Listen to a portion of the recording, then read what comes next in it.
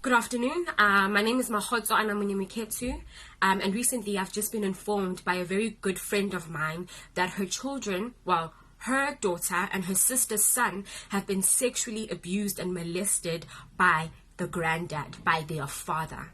And I'm going to read out a statement that she wrote for me. She wants me to share her story, and I will do so. So from the 29th of August, we noticed some strange behavior in the children. The girl child was highly aggressive and the boy child had started bedwetting again when he had stopped.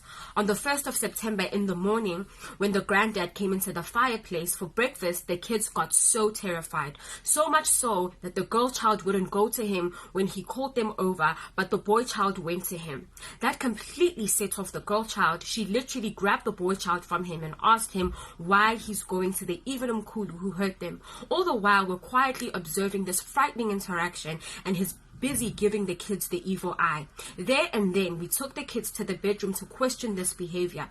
The kids clamped up, and the boy child eventually told them that Mkhulu, the next part is very graphic, and the children get into detail about what Mkhulu did to them. But because I'm not gonna say, because this is very sensitive and I don't want to trigger some people that may be watching this, but it's disgusting, it's horrific, it is barbaric, it is absolutely unacceptable, and just like honestly unimaginable things that he did to these children.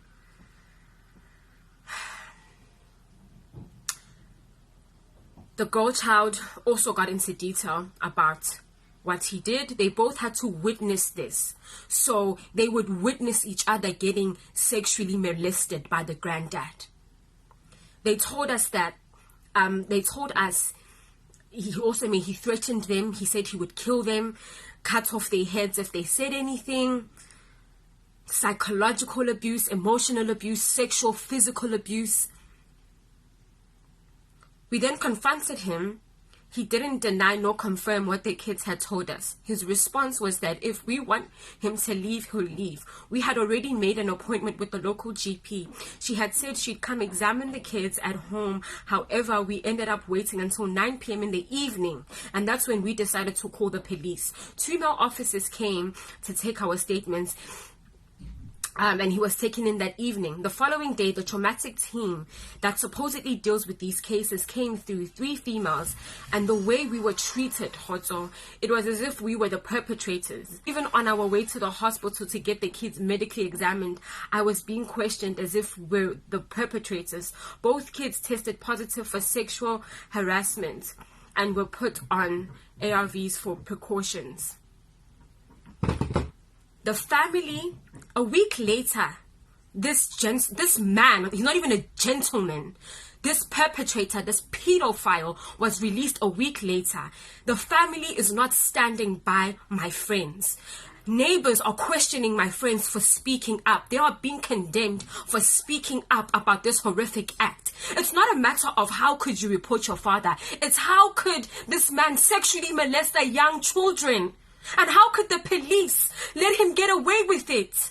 They are not protected by the police. The police are hardly even helping them. What is going on? What is going on?